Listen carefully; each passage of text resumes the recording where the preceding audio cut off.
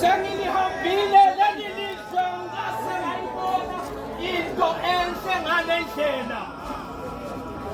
Ubuhle obukule ndawo kuyakhohlwa ukuthi ngihaye inkonzo ngalabo esihlangene ngabo namuhla.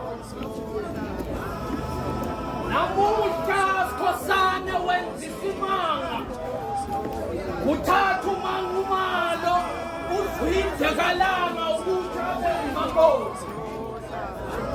Sithi isiZulu umfebe omuhle yiloba buhamba ngabubili. Kanti neBhayibheli ithambulukile indoda ibe yodwa. Yingakho ngithi halala. Halala kuwa.